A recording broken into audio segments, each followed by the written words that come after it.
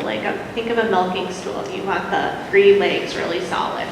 If anyone is off, it feels a little rocky. So academic fit. What do you want to do? You may know right now, I 100% want to be a social worker, an engineer, a teacher, and that's great. Then you can look at schools that have those disciplines. When I was in high school, I liked English, and then I had a really cool math teacher, and then my history teacher was the coolest, and it switched every single year. So I knew I needed to go to school that gave me a lot of options. When you're looking at these academic fits, the other important thing is to look at what courses you've taken and what the college requires. So you can decide, oh, I so want to be an engineer, but if you haven't taken the math and the science that those programs require, you need to think of either other paths to get there, adding in an extra class over the summer, adding in extra time to pick up some classes after graduation, or you need to find, a program that doesn't have the things you're missing. So that's one of those things when you're researching schools, look for what they require. We see it every year. Some students don't take the required courses for the program, and that is going to put you sort of towards the bottom. Even if you're an amazing student, it's hard to get over some of those hurdles. Second is the social fit. So what does it look like? And this is exactly the point that you heard. The gold standard is to visit the schools. If you're collecting schools from all over the country, sometimes logistically it just doesn't make sense to visit all of them. It can be really expensive. It can take a lot of time. You have some really good choices in your backyard that will be proxies. So come and do a visit at UVM, then do a visit at Middlebury, then do a visit at Champlain. You'll know when you're at UVM, like, oh, this is the biggest school. I really like this. I like this size. This feels right to me. Or you might be like, this is overwhelming. And then when you're down at Middlebury, you might be like, I like this feel. So it totally depends what the feel of the school. So you don't need to go to a school to figure out that size thing. You can visit us. You can visit us to figure out, like, we have students for the first 2 years live on campus, and then they move off campus. Then you have fully residential schools where all 4 years you're living on campus. You can see us, do the actual tour. Don't just say, like, I've driven by, I know someone who goes there. Come and do the tour. See what the program is like. Meet the person. So much of this, when you say can be done online and watching videos, come and try to interact a little bit. And then you can use it as proxies. So, or you can help build your list on schools that are sort of like one of us. But you have a lot of options in your backyard that are pretty close. So that's a positive. The other thing that you're going to want to do is look at the activities, how people are organized into residential halls. All of those types of non-classroom things. What study abroad looks like if you want to do study abroad. If you're into arts and you go to a school, say in Vermont, do they have semesters in cities where there's housing provided, where you can get a more urban experience with a larger arts community? There's lots of different things, and so go and figure that out, because that'll give you beyond the program that they have, is this a place where you're going to want to spend 4 years and develop and grow? And then the third piece of fit is financial fit.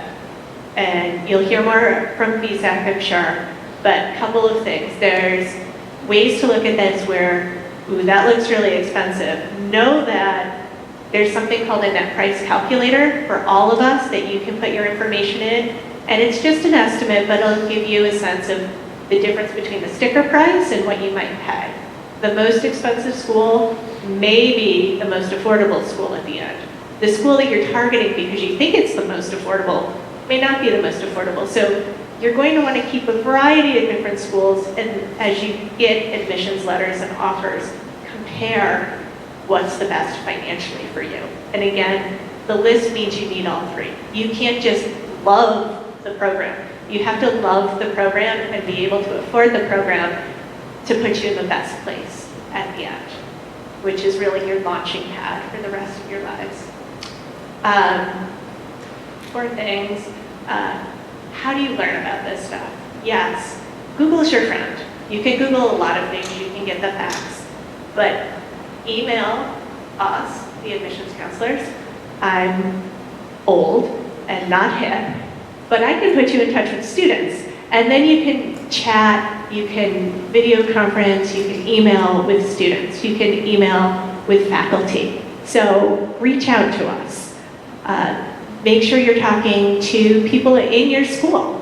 The fact that you have Ms. McCartney organized a college night is amazing. That means you have resources here and people to talk to current seniors, talk to recently graduated students that you know.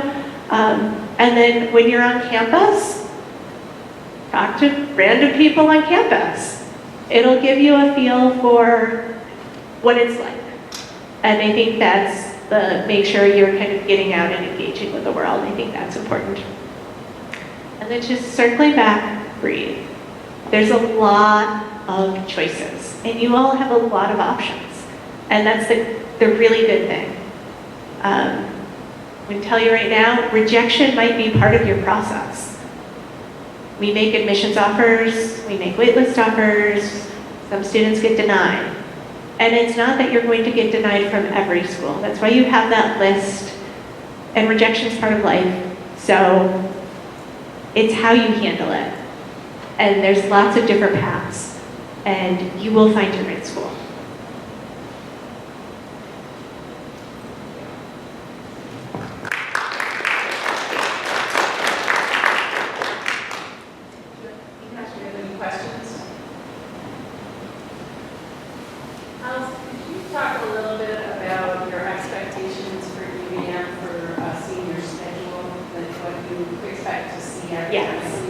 What we like to see is 4 academic solids. So we think of an academic solid as like one of the core subjects: math, science, English, social studies, foreign language. If you really want, you can double up on 2 of them. But what's not a great senior schedule is English, because you need your 4 years of English and a bunch of electives. That's not the strongest schedule. Even if you're going to say like, oh, but I'm applying for studio art. If you're applying to we are not an art school, we are looking for a well-rounded education, you're going to need to have those academic courses and that academic heft. And that lets us know that you're prepared. We also find that students transition better to college when they take those courses. So if you know you're going into a math program, if you're going into like science and you're thinking, I don't really want to take math my senior year. If you're going to be required to take math in college, bite the bullet, take math your senior year. You'll have a stronger transition, you'll keep that skill set. It's just an easier transition in the long run. I often encourage students to do dual enrollment at CCD or Castleton. And are there certain courses that would transfer for them? That's a great question. For UVM, we have a transfer guide, and so most of the courses, a student has to take a course at CCV or Castleton, and then we put it through the process and say, how does it transfer in?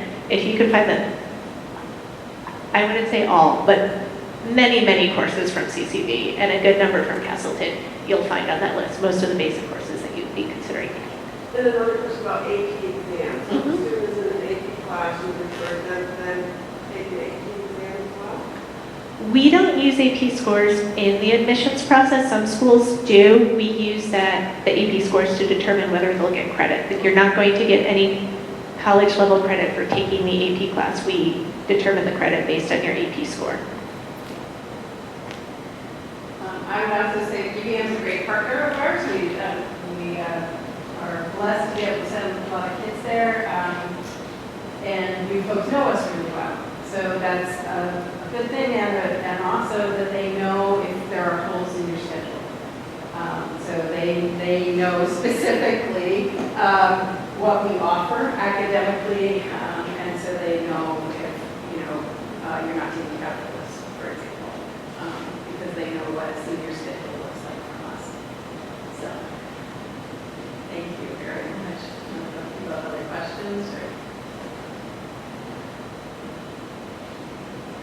saw you nodding your head, what was that? At what point? I just find this all like, I think seniors should come to this too. Like, I haven't like committed to a college yet, but this is very like reassuring that I can do this. All right. Thank you. The Middlebury slide. Can you hear me? I found that to be actually kind of echoey. Can you hear me without it? All right. It's okay with you. I'm not going to use it. Like, it bothers me actually. All right. Hi everybody. I'm Sam from Middlebury. I'm already ready for the next slide. So here we go. I'm just going to give you some do's and don'ts for the process as I see it. Some of this will only be relevant to you maybe in the fall when you're actually completing your applications. You're not quite doing that yet. But I've got 5 minutes of free advice, so you get what you pay for, I guess. But one of the things I would say is trust the people around you. So students in the room, this can be daunting if you don't have an older sibling who's gone through it or whatever. It can feel like you're embarking on something that you just don't know anything about. But lots of people around you know what this is all about, right? So whether that's your parents if they've gone to college, certainly your school counselors know what they're doing. And the truth is, you can ask people like me any question that you have, right? So even though there sometimes can be this perception like we are the people who are deciding your fate, I guess that's true, but we're also very much here to help you, right? So if you have questions, whether it's about our own schools or if you just want to call me up and say, Sam, I took a tour at Middlebury and I didn't like it, but I still have a question about my essay, can you help me out? I'm going to say yes, we're happy to do that, right? So really don't hesitate to use the resources that are around you. Certainly your school counselors here, people like us, BSAC, older students who have gone through it. So trust yourself, trust the people around you, for sure. One of the things that is a do and not a don't is to go through this with an open mind. There are the 30 or 40 or 50 or however many they are, most famous colleges in the country, right? We all know what they are. Our grandparents all secretly or not so secretly want to be able to tell their friends at, cribbage that their granddaughter went to Yale or Princeton or whatever, right? There are 4,000 schools in this country. Many of them none of us have heard of, and many of those are fantastic. So one of the things that I think we all should do is be open to the fact that there is something that has a brand name that you haven't heard of, and that might be the school for you. And so the research that you'll do, to get to know different schools, and the counselor says to you, you're telling me that you really like small little arts colleges that have good music. Let me tell you about a little school in Minnesota called St. Olaf. You're going to say, I've never heard of St. Olaf, and I don't think I want to live in Minnesota. You know what? Have an open mind. The St. Olaf is amazing. And if you're willing to get to know it, you might realize that that's going to be the school for you, even though it's not something that's, on the tip of a tongue of somebody who lives here in Vermont. You can go on to the next one. I am laughing because I have a friend who's a professor there. It's such a great, it's a diamond in the rough, and I'm going to talk my kids into going. It's great. Parents, I have some do's and don'ts for you. This process very much involves you. Your opinion should matter, and you should give it. Obviously, you're there to talk to your children honestly about financial constraints and what's realistic for you all as a family. You know your children very well, and so I think it's totally appropriate for you to weigh in on what your kids might benefit from in college. But I will also say that, so my dad, God love him, was, he was a good guy. He didn't go to college, and when I was applying to colleges, he judged all of those colleges by like buddies of his who went there, which was totally unhelpful to me, right? So we would go see a school, and immediately we would get in the car, and he would say, Sammy, I don't want you to go here, because my buddy Sparky went here, and Sparky's a moron. Okay, so you don't go to the same college as Sparky. Well, first of all, Sparky's 35 years older than I am, right? So maybe it's different now. So parents, definitely understand that, times are different than they were 30 years ago when maybe you were that age, and you or friends of yours were going off to school. There are some friendly pieces of advice I would give you as a fellow parent. I'm a very opinionated parent, so I have all kinds of ideas that I want to tell my children. But one of the best lessons I learned is not to lead with a statement, but to lead with a question. So if you go take a tour, don't get in the car, parents, and say, here's what I thought. Start with a question. What did you think? What did you think about what that tour guide was saying about, social life on campus? They have a lot of frats and sororities. Have you thought about whether or not that's for you? You seem to me like, you're a kid who loves art. Did you, resonate with what they said about their art program? And I find if you ask questions and let your children come up with the answers, you actually might be really pleasantly surprised at the opportunity to get to know your kids better a little bit in this process. And I think you find that if you lead with your gut opinion, that's immediately going to affect the way your kids respond to that school. So lead with questions, all good questions, lead to good answers. There are some clear don'ts. Parents, don't actually do this process where I guarantee you, people who do what we do for a living know the difference between the voice of a 17-year-old and the voice of a 49-year-old, right? So if I read an essay, I'm going to know which one of you wrote it. Let your kids really run this process. But there are some do's, particularly in the paperwork. Obviously, your taking the lead role and the financial pieces is going to be important. Let's go on to another one. So what are we all looking for? Some of this has come up, so I'll be quick. We're looking at academics. When I look at your transcript, what am I looking at? Students, let's make this interactive. I see your transcript and I see what? Shout it out. I see a grade for sure, but what else do I see? It's probably equally important. This came up a minute ago. You asked a question about it. So somebody come up to me after this session and say, Sam, I have all A's, or I have all top grades. I'm going to get into Middlebury, right? And my immediate question is, I don't know, because I don't know what those grades are in, right? So if you have all top level achievement, but in your junior year you're taking 2 classes and one of them is called the alphabet, then I'm not that impressed, right? So when a college is looking at your performance, they're not just looking at a number, they're looking at that number within the context. How much have you challenged yourself? How much have you really availed yourself of the unique opportunities available at your school? So there are things with numbers, including standardized tests. COVID was great in only one area. COVID was great in that it made huge numbers of colleges across this country no longer require testing. That's probably the only good thing to come out of COVID. And so if you are somebody who either doesn't test well, or you test anxiety, you just don't want to take the damn test. There is a real opportunity for you. In fact, many, many schools are now test optional. So within the realm of sort of colleges that want things that are numerical, that's a number that is now way more optional for you than it was even 4 or 5 years ago. But then there's all the non-numerical stuff. And we really are trying to get to know you and who you are and what makes you tick. And this dovetails, who was the young woman who spoke up here first? Eliza was actually saying this to some of you about your essays, right? We want to see how you are not the other however many hundreds or thousands of kids that are in the pool.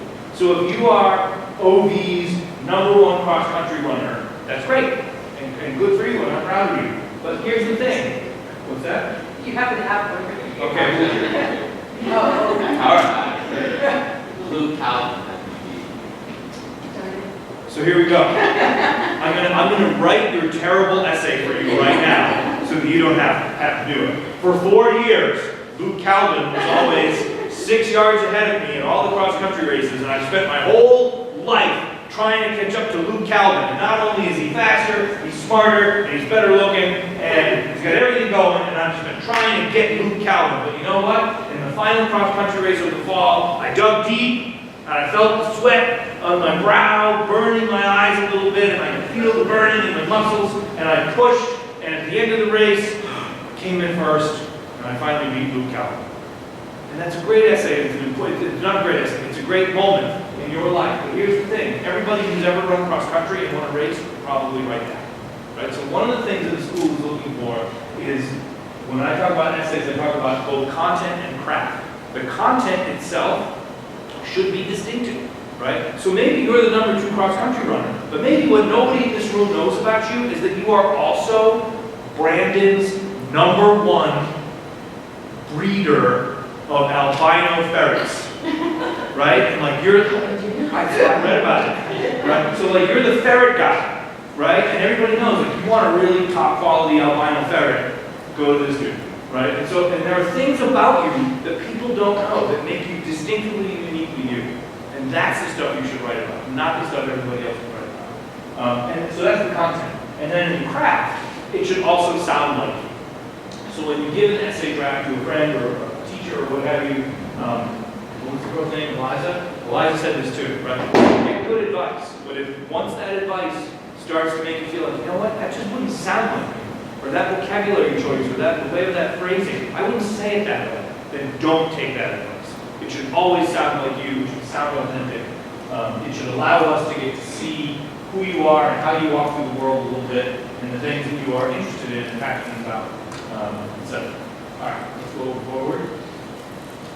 There are other factors, as you know, what are some of the do's and don'ts. If a school, there are lots of schools now that sort of are looking at what they call demonstrated interest. So do take a tour if you can and want to. If you're interested in the school, raise your, as we say, raise your hand, not literally, but raise your hand figuratively. Take the tour. Do the virtual info session.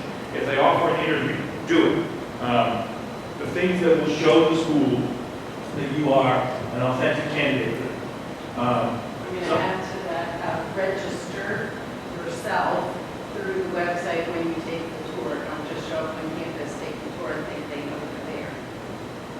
And don't have your parent register for you and accidentally put in their email address Yes. instead of yours. That happens. Yes. Schools have different policies on other factors, right? Legacy means, you know, one of your parents would have gone to that school. That's not a lot of schools put a huge, finger on the scale for that, but some do. Some of you will have a talent, right? If you're a great tuba player, then absolutely record yourself playing the tuba and send that recording off to the school. The school will send it to the music department, and they might say, this is the best tuba we've heard in 5 years. We definitely want this person on campus. At Middlebury, we have a rule that those kind of things never hurt you. So if they say that to us, that's going to help you. If they say, this recording actually made my ears bleed, it doesn't actively hurt you. Right? So if you have talent or you think you have talent, by all means, put that forward in the process for sure. Same thing with athletics. If you're a high-level athlete, be in touch with coaches. Establish those lines of communication. Talk about what they're looking for. Maybe you're a recruitable athlete for them. Maybe you're not. Never hurts to have a conversation. Admissions people, particularly as the schools get more and more selected, they're all going to use this word like holistic. It really isn't just what are your grades and how many advanced classes have you taken, right? So in our world, in Middlebury, we look at all those numbers, but the truth is, a really clever essay, a teacher recommendation that goes to the mat, a particular interest that you have here at the school, in your life beyond the school, those are often the things that actually make the difference between the kid that we say, absolutely, this is the one we have to have, and the one who just is perfectly lovely and competitive, but maybe not the one we're super excited to raise our hand for and say, this is the one. So, know yourself, have confidence that each and every one of you has traits that make you uniquely and distinctively you, and those are the things to, underscore and look forward to. Do I have another slide after this, or am I done? I've got a lot of slides, so you can go super fast because I've already talked about it. Common application is the way most people apply to college now. There's also one called the coalition application. You can learn more about that later. Schools have supplements. Champlain is such a cool school. I don't know if you have a supplement, but maybe you do. And maybe it asks questions like, we have distinct courses and majors at Champlain, which one of them strikes your fancy? And you might write a beautiful essay about their very cool program in computer game design. I don't have computer game design at Middlebury College, right? So if you write that for Champlain, don't turn around and send it to me. If Colby, I'll pick on Colby, which is one of my competitors. If Colby says, what do you love about Colby? And you write a beautiful essay about how you love Maine because there's a lot of lobster. And you then turn around and send that to Middlebury. I'm not in Maine. And there's no lobster here. Unless we get it out of Lake Champlain. We should, right? So use supplements to your advantage. They highlight that you know something about the school and that you're a good fit for the school. But don't make the mistake of trying to make them general. Because what you're saying about why you love UVM is not going to be relevant to why you might also love Middlebury. All right, this I went overboard. So there's a student section, that's what you complete. Students in the room, it's really not that hard. If you think about applying to college, it's not that hard. You fill out some forms, you write an essay. A lot of your recommendation is coming from other people. It's the teachers who are writing about you, it's your school counselor. That's what those brag sheets and resumes will help those people do. So just know that your voice is important. It's not the only voice in that application. Let's go ahead. I talked about the supplements, the activities grid, sort of the resume section. That lets us know how you spend your time. Do take advantage of that. You are more than just somebody who sits in a chemistry class. So let us see who you are extracurricularly, personally. What are you doing on the weekends? Do you have a job? Do you milk the cows at home? Are you the thespian extraordinaire around here? Right? We want to get to know you beyond that academic piece for sure. Pause there to push on Anna a little bit. Yeah, of course. So that's a section that I particularly push kids on, would you say? Yes, we fill it all up. We fill it all. No room blank, and you'll be surprised to see how easy it is to fill the activities and part. So we do work when I come into English classes and help with filling out the common application, but I push pretty hard on the activities section because you're all very busy people. You do a lot. And so showing it, we have really active kids, we have active campus, and so that's an area that they shine, come on. And that is a place where you can have a book. So maybe you have a part-time job at Dunkin' Donuts, right? And you could write that in a way that is kind of flat. I have a part-time job at Dunkin' Donuts, 15 hours a week. I make coffee, I deliver the coffee. But you could have a voice there, right? Dunkin' Donuts has taught me a lot. One of the things is that most human beings are horrendous, but some of them are wonderful, right? I mean, you can have a voice even in those places that are not a full essay. And so take that advantage and have that. What else do I got? So essays themselves, this is the most fun part of an application to read. I've talked about some of this already. It should be mechanically correct. Check it over. It should have a voice. It should sound like you. So instead of handing an essay draft to a friend and saying, is this any good? Because your friend's going to say, yeah, it's good, but I don't want to hurt your feelings. So don't ask that. Hand it to a friend and say, does this sound like me? What did you learn about me that you did not know about me otherwise? Right? Ask better questions and you get better feedback. Let's go on to some don'ts. There are lots of things that you should not do in an essay. You should not make it about only one school, because that common application is going to go to lots of schools. You should not reuse an academic paper. A college essay is not an academic paper. It's a distinct piece of writing in and of itself. Don't write about like bad romance.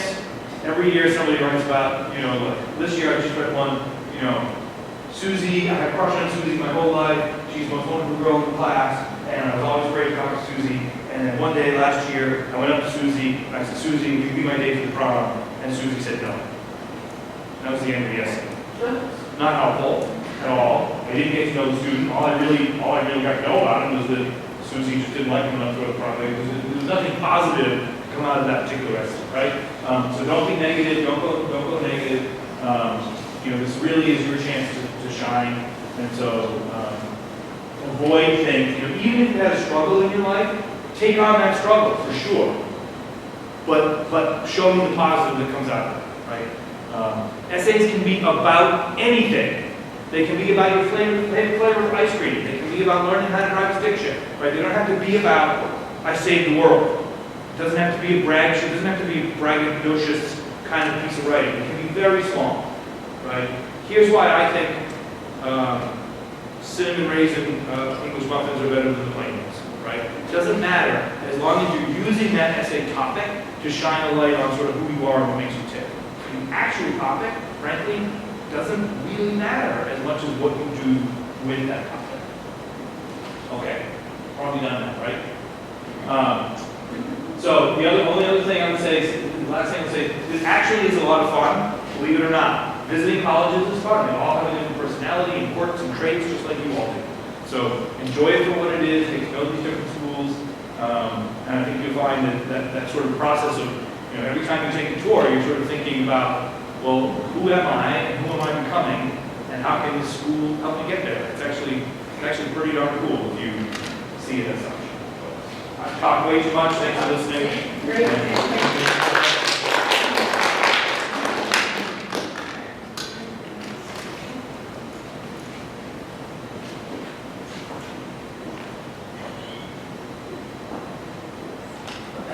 Hi everyone, how are you doing? Good. My name is Stella Santos. I am the admissions events manager over at Champlain College.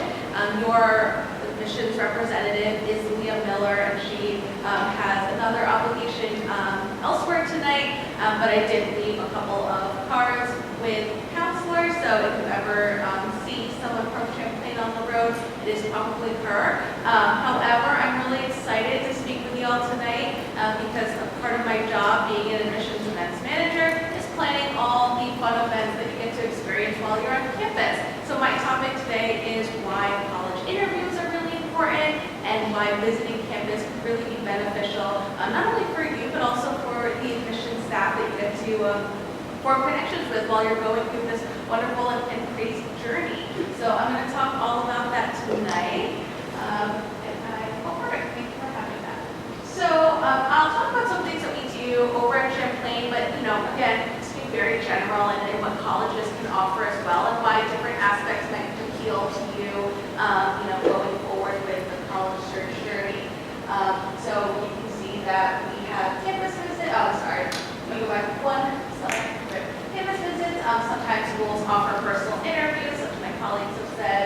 And again, we'll talk all about the benefits of why they're all important. So, perfect. I can go to the next slide. It's very artistic. Not really a program where they get a slideshow. Oh, it's totally fine. Totally fine. So the reason I have some of these accolades on here is not not to brag, but to say that you might come across these statistics while you're looking at different colleges. However, some of these things might actually transfer over to your Naviance because of that. But it's really important to visit campus to say, does this make sense to me? Do I really feel a good connection with the school and why that's really important? So you may see some things might pop up because you're interested in this program or you're interested in being in a certain location. But it's really good to actually place yourself there and see if this could be really the right fit, if you see yourself being there for these next 4 years, however so that you are there. Go on. So a couple reasons, sorry, we can just put one more, I'll bring that up. Reason to visit and to interview. First, meet your admissions counselor. Maybe they're there at the time of your visit. Maybe you're able to make a connection with them in some other way, and you really now want to put your, what you've heard from them now into practice and seeing them there. And it's really great to build this rapport. Like my colleagues mentioned, they are reading your applications, but they're also there to just be your friendly resource and answer these questions throughout. So especially if you're very interested in a certain institution and you know that this could be a really good fit for you, it's really important to take that extra step forward, not only because it's the right fit for you, but it's also because they get to know who you are and can advocate for you throughout this process. Showing demonstrated interest as well can be really important. Again, we talked all about this, so I really won't repeat what my colleagues have said too much, but we can see when you've signed up for a tour, when you've interacted with us virtually, and those can be really important moving through your search. It's just great to enjoy a campus tour. It's a day that you might not have to be in school, and you get to kind of see what this collegiate life is about, and you get to see what characteristics make that up. Maybe you really enjoy seeing the certain classroom, where you're like, I can really learn in that type of space. Maybe everyone was super friendly. Maybe you were in a huge lecture hall full of hundreds of people, and you felt like that could be really cool as well. Really visiting the campus can help answer a lot of questions of what I do like and what maybe I don't like as part of the college search. You get to meet some students and faculty. I'll talk to you a little bit about the differences in certain events. Maybe you'll see faculty at some, maybe you'll just meet your admissions representative at another one. Getting to know the area, and then of course, really fun, you should bring home some girls swag. So colleges will give you maybe a sticker or maybe a booklet, and that's really fun for you to have.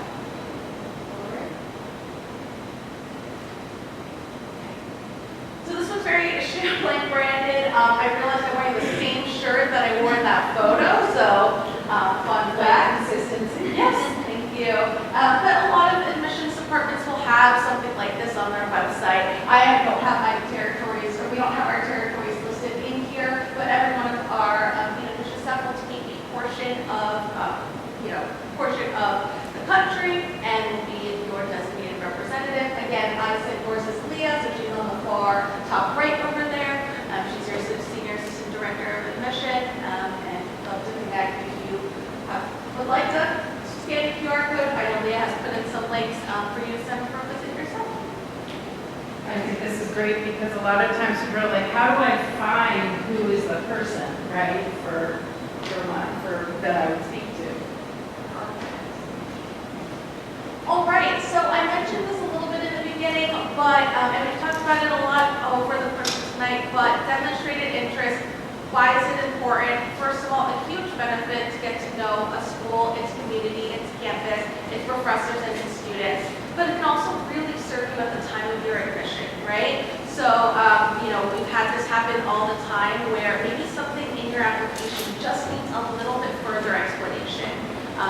Something happened, you write it in that, extra section in your common application, but you really just need to be vocal about it. Signing up for an interview if they offer it, providing that extra detail of the story, so that way when your application gets reviewed and all of a sudden it's like, not sure, or you get on a wait list, maybe your admissions counselor says, you know what, I actually spoke to that person and I really understand maybe why their sophomore grades were like that, or why there seems to be that gap. And they've shown a lot of demonstrated interest in the school, and they've really said this is the place they want to be. So let these different opportunities to connect with campus be a full resource to you, because in most times you can do that at the beginning. Perfect.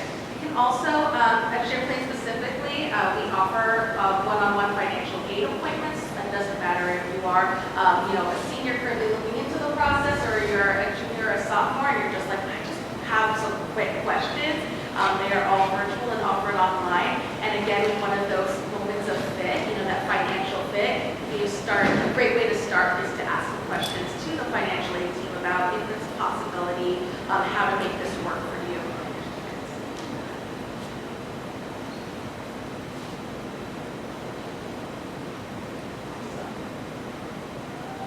So it's really good to find your people when you're interacting through open houses, through campus tours, anything like that. It's just important to know certain facts, certain details. Maybe you are in maybe you see certain type of classroom setting, and you like, oh, this is a really good student to faculty ratio to me, or this is way too small and I'm going to feel like I am being analyzed under a microscope the whole entire time, and I'm not going to learn best that way. So it's really important to connect with campus just so that those details that you might not have thought about, really come to light. I'm also going to emphasize the fact that, this is the first time you're going to be making that leap as an individual to pick a certain college to continue forward. So that means that your best friend might have different dreams and aspirations, and you might have things that fit you differently as well. Just because a bunch of your friends may be going, towards one place, it's 4,000 colleges, again, a lot of room to grow and to explore, to really find that one that fits for you. So daily tours, come to Champlain, get to see one of our refurbished Victorian mansions. That's where our first year students live. But again, it's just a great way to see the lens through current students' eyes. Ask them what organizations and clubs they're a part of.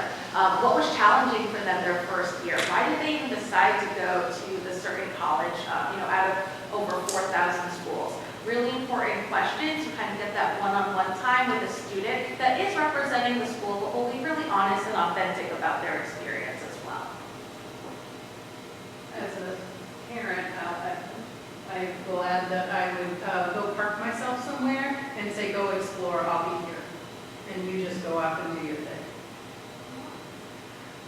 Faculty, open houses may be a bigger time that maybe not as individualized as just picking a random day to do a campus visit. But if you're up for a majority of the day spending with a school, it could be a really wonderful time to actually get to know people who will be in the classrooms with you. So open houses are a great way to get to know other programs, get to hear from other faculty, and see what material you'll be engaging within the classroom, which is just another way to form a connection and help your list of, does this work for me, or maybe this doesn't work exactly for me. So you may be really familiar with Burlington, but a big piece of advice that our admissions office gives is to just get to know the location of whatever school you're visiting, right? So Eliza at the beginning talked about her trip maybe to Pittsburgh. If you were up in Burlington, we'll say, grab a cup of coffee, go shopping, explore some local areas. If you're going to be dedicating 4 years of your life to a certain college, and you really want to know what's outside in that surrounding community. Also, take a look around, what businesses are out there, if you're interested in the healthcare field, what hospitals are out there, because more than likely, those could be places that you're going to do internships with, experiential learning opportunities with. So it's really important to see, what those can offer you, because the majority of the time, they can be partnered with colleges, and that can be really beneficial to you. Beautiful picture.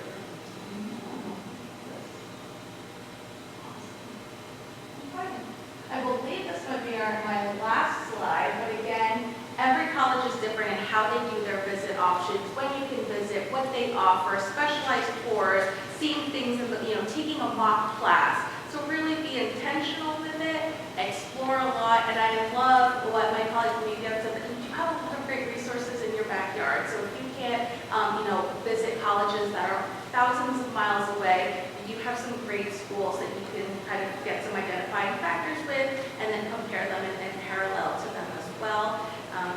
Again, have fun. I manage our student ambassador team, and we go over all these things of how to talk to students, just like you going through this journey.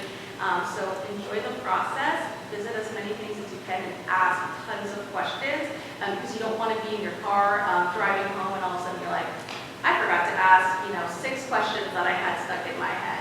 And make sure to get contact information, because visiting is a great way to also grab, we have a student ambassador email. So if you email that, any one of them will reach out to you. You can say, I want a social work major to connect with me. I just have some questions. You do that. And also an opportunity for you, again, to connect with your specific admission staff. Thank you, Steph. Of course. Do we have questions for some? What are questions for Anna? Do you have any comments from visiting stuff, places? Visiting places, I think has been my biggest determiner in whether I'm going to apply places, whether I can see myself there.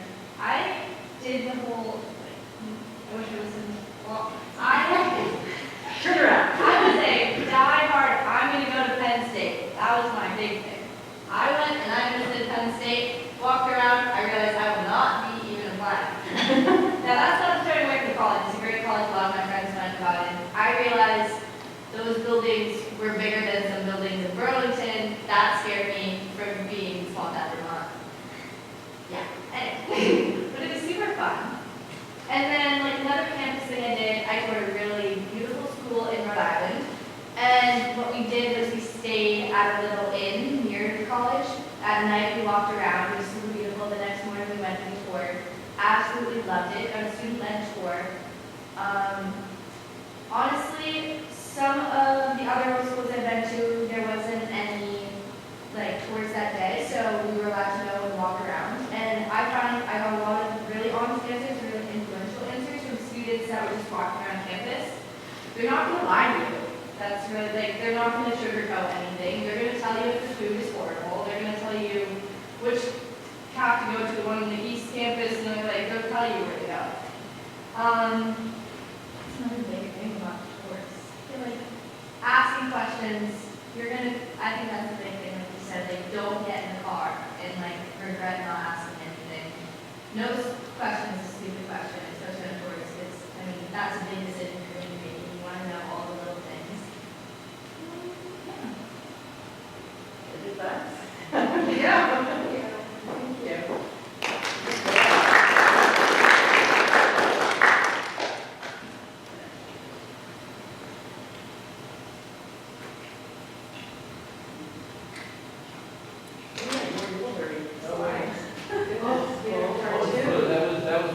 Those aren't supposed to be there. Very silly. Those are extras.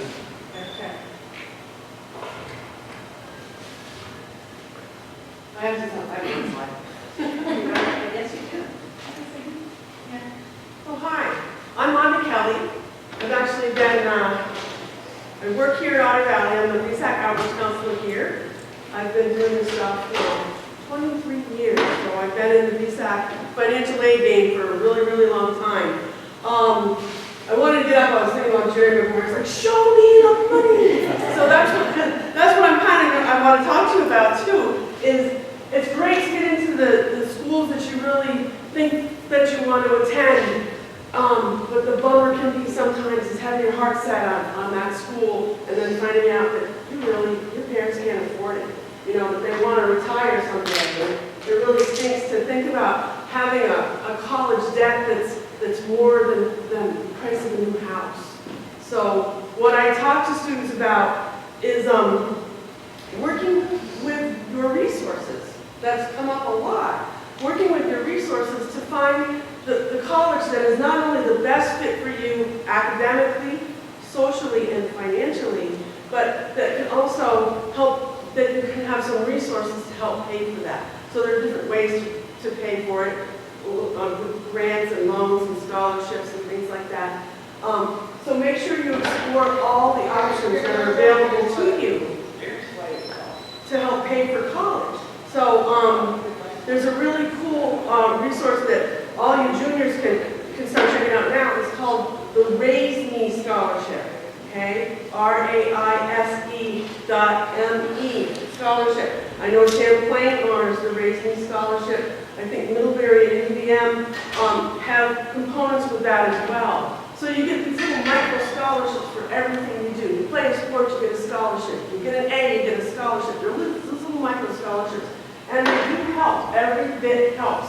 Even if it's a $400 scholarship, it's $400 that you don't have to pay for. So make sure that you explore all those scholarships. As juniors, you can start applying for certain scholarships now. So do it. So if you think about writing an essay that's a 100-word essay, that's a paragraph. You could potentially get a $1,000 scholarship for that. That's pretty darn good pay for, whatever that essay ends up being. So make sure you explore your options. Make sure that you have those conversations with your parents about what they potentially can afford to help you with college. I mean, because when financial packages are awarded, sometimes there's a parent loan in there. And you have to kind of figure out how much of that loan is going to be, how much of that college is going to be loans versus how much of it's going to be scholarships.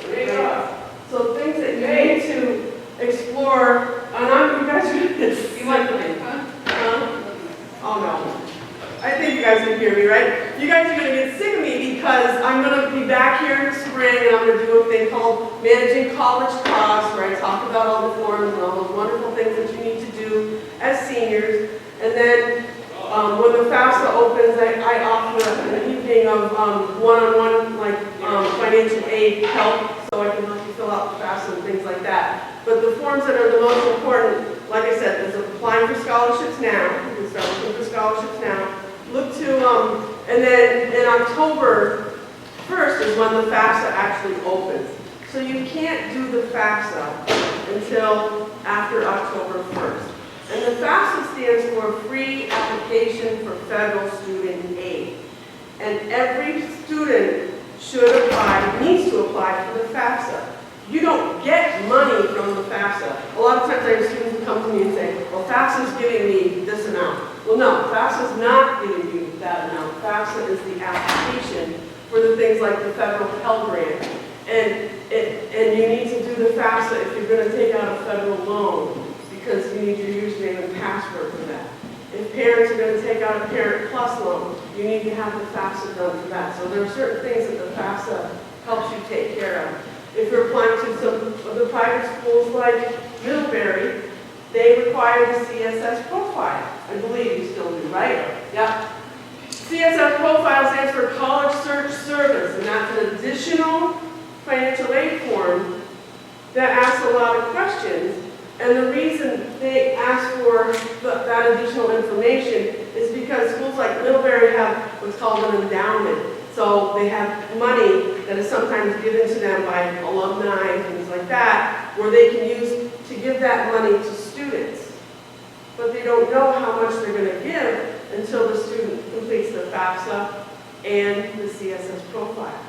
And the other form that's really important for parents to fill out is the Vermont Grant, because that's free money. You might as well take advantage of any free money opportunities you can get. The Vermont Grant actually takes 15 minutes to fill out. It's worth it. In my opinion, the hardest part about the FAFSA is setting up the stinking username and password. And then remembering each time you try to log on.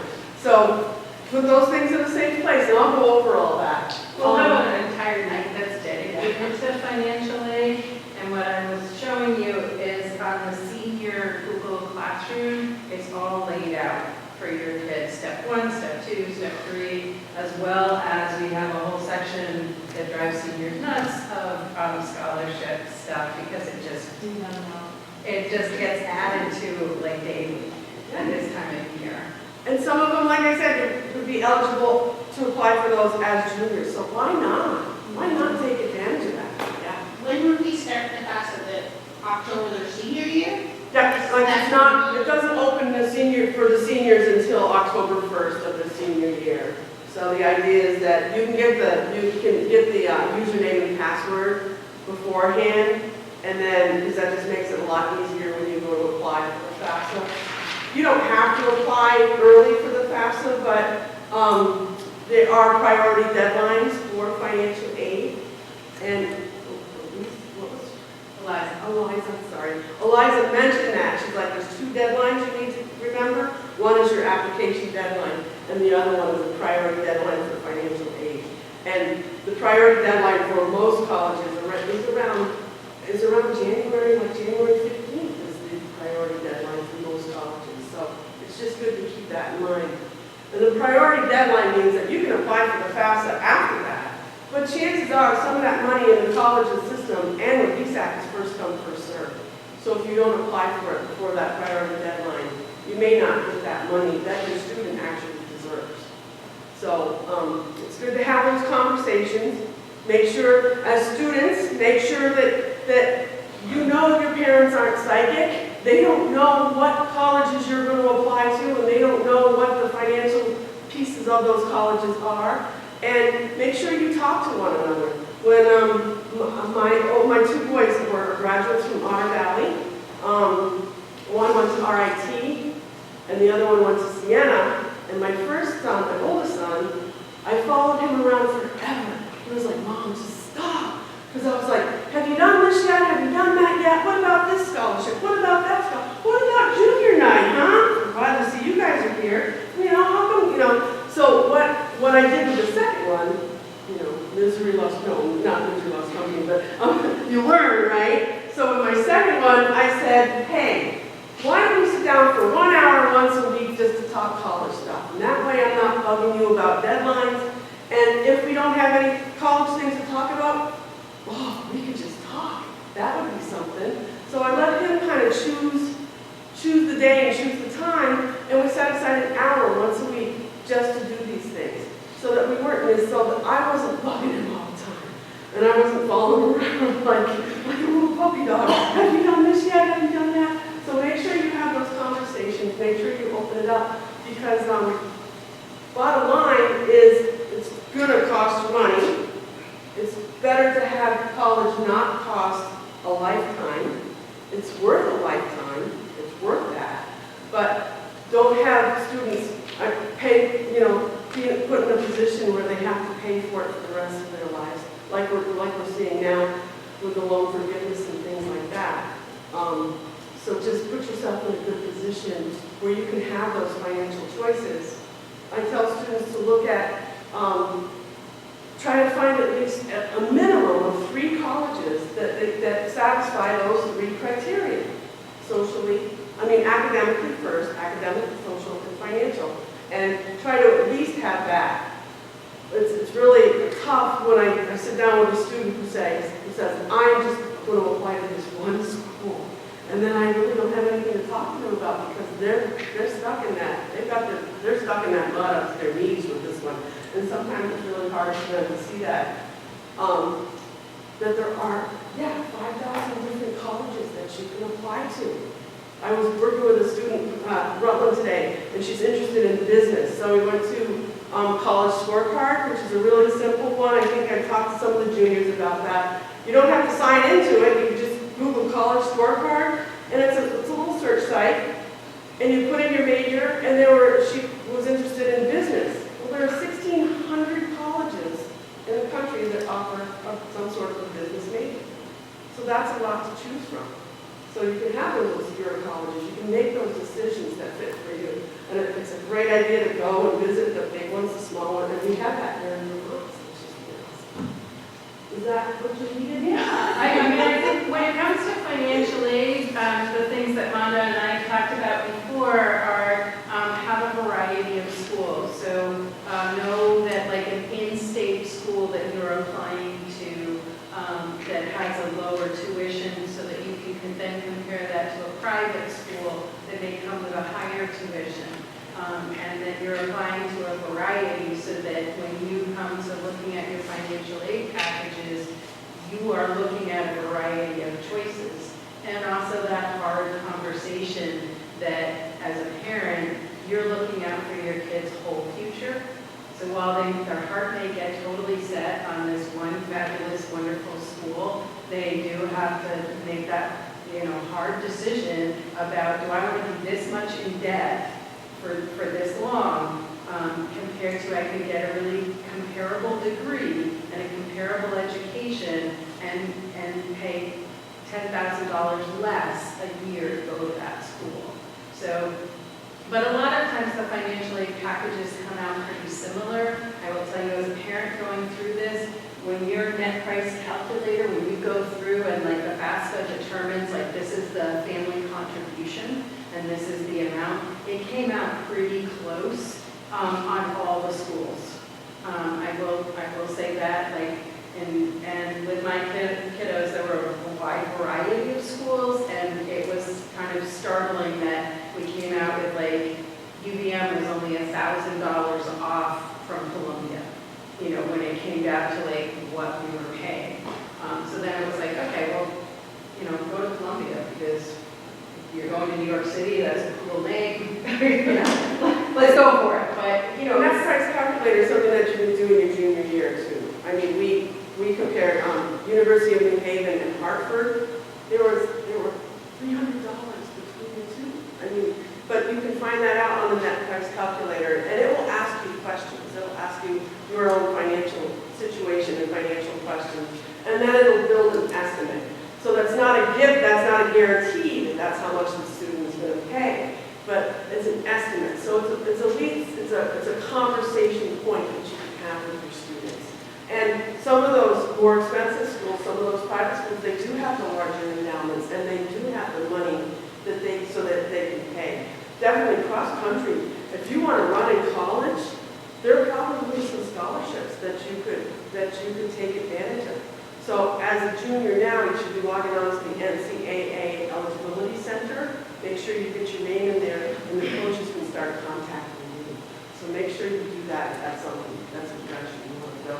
and then parents, so Manda and I were in American Studies last week, and we were talking about a lot of options that now Vermont is offering that are free options for certain majors. And if you start at CCV and things like that. So there's different programs that, we definitely are seeing it to be very practical and looking at, well, hey, if I start and do 2 years at CCV, I could get that for free and then roll that into my next school and take the 2 years and finish up a 4-year degree having paid for 2 years. So, I mean, there's a lot of ways of keeping your eyes open. There's the Apple program, the program for New England, that not every state can offer every major. In Vermont, some of those states that we can't offer every major as an in-state school. And so there is a program where, let's say you have an obscure major that you want to do fabric design, which is one of the ones, then you could go to a state school in Massachusetts that has that major and pay in-state tuition because it's not offered in Vermont. It's called the NEMI program, the New England Board of Higher Ed Education Program. And there's also College Pathways. Make sure you go to College Pathways at Castleton on April 5th. There are opportunities for you to explore different workshops. There's some around careers, there's some around college.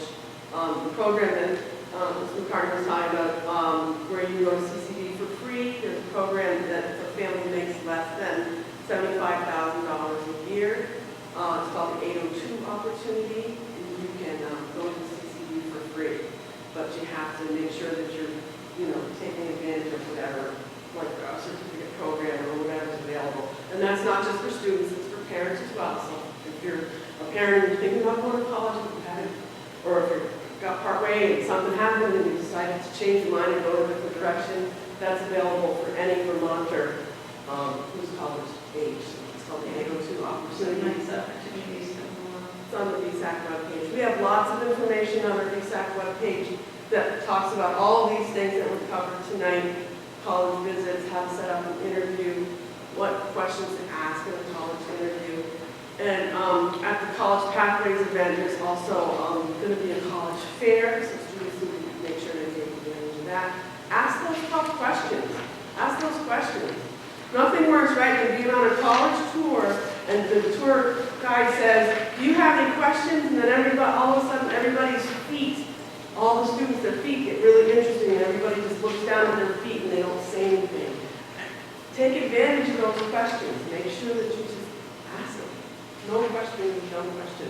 But yeah, you're going to see plenty of me because I'll be showing you the money, I hope. She is a wonderful partner. So you have anything to add about the financial aid stuff? It's complicated. Definitely, once you get those applications out, you're like, oh, I'm done. No. You're gonna want to start looking at scholarships. Really, I mean, even before you send them out, I'd start now. I wish I did. So, really, I mean, yeah. It's a lot. Yeah, it's a lot. What I'm giving out to you is a permission slip for a field trip that I'm taking all the juniors on. And I only have 27 kids signed up, and I should have the entire junior class. So, if you have not seen that, I've sent it out on email, so if you haven't signed up, I'm taking the Stafford kids with us all day. What do we do for the? Don't worry about it. All I want, if somebody hasn't signed that, have your parent fill out your name and sign it and hand it to me right now. Yeah, that's the college fair field trip. It's a great, great field trip. I want every single junior. And I'm taking the Stafford kids too, so. Thank you. Yeah. My car's went out with anybody. Did I get some heads in the Champlain? I want to thank our panel. They drove here from far away during bad weather and just a day, all kind of stuff. I want you to take you to the road. Please, you have long rides back. Making ready to walk. I baked yesterday. Let me see if I can pen somewhere. Oh, here's a pen here. Hey, we need some pen. All right. All right. Okay. So, are there any follow-up questions or things? You guys have been great. Small items. Just like a general point, planning on applying to a technical college for Yep. my bus program. Great. When they're looking at my grades, my class and stuff, would I have to worry about maybe average or not so good grade in a subject that doesn't pertain to the career at all? Not so much. It depends. Like for automotive, they're looking at math too. So, it kind of depends on if it does relate a little bit. Like they want to see a little bit of science, a little bit of math. Cars are computers these days, right? So it's a pretty math-oriented, technical, more than I do, because you're in it. But no, they're going to look at all of it and how you're doing. Yeah, because and they're looking more that they are a very focused program and they know what they need. They also might have to do a little testing for them to see what they need. Good question. Any other questions? Okay, you are a wonderful, small but mighty audience. And I filmed this, so thank you very much. I'm going to turn off the camera. So, we You are guys are good to go. eons now ahead of all your peers, so Yes. you can rub it in later.